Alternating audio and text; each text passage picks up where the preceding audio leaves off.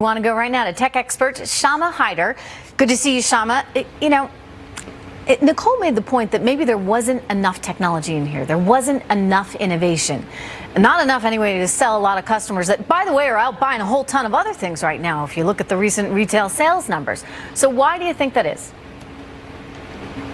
Yeah, so Apple's definitely playing the long game here, right? And I don't think that the low sales in Q4 is something that we really need to worry about. As mentioned, Apple's stock's gone up 50% in 2017. But here's the thing, Apple's not immune to anything else from other companies, right? So Samsung, for example, really going after some of that market share. They did a great job with their advertising and marketing. I run a marketing firm. I know how this stuff works. And marketing, of course, works. And so they've really gotten some of that share and getting people to go to Android and saying, look, Apple's had all these issues over the years. Android, innovation-wise, is doing pretty well. They're catching up. They've got some really interesting things on the horizon. So there's that, and then consumer trust. That's the other really big thing Apple has to not take for granted. Recently they announced that they'd slowed down older phones, and a lot of people complained that who hadn't bought the newer phones that they were experiencing some delays and issues, and that kind of stuff will hurt consumer trust. And in this digital age,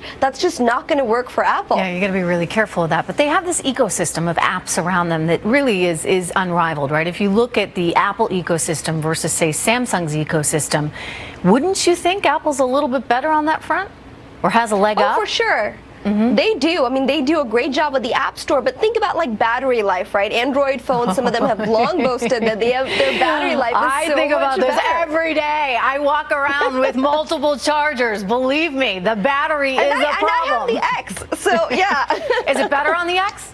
On the 10? It is. It's slightly better, but what happens is that you very quickly start to see that deteriorate, right? And so when you get a new phone, it's nice and shiny and it's fast, but the speeds do go down the more you use it. The other thing is, when we talk about not enough innovation, I think that's a fair point. Although I just got to say, anecdotally, I was at my children's Christmas pageant the other day, and I'm there with my little iPhone trying to take some video, and the person in front of me, just in one row in front of me, I was looking at her video. It was fantastic. Well, she had the Apple iPhone 10, so that made me think, maybe it is time to upgrade.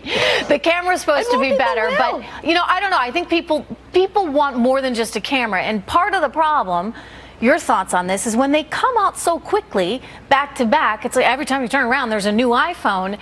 People say, oh, I like what I got already. Yeah, and look, it doesn't matter if someone's buying the X or the 8, right? As long as they're part of that ecosystem and Apple gets to continue to serve them, that's really what's key. I mean, Apple really is in it for the long term here. All right. Well, Shama, it's really good to see you. We'll keep watching Apple very carefully. I agree. They're kind of a long-term Thanks so much for having play, me. Indeed. Anyway, good to see you. Happy holidays. Happy New Year. Happy holidays. We're going to continue watching this market, of course, on Fox Business.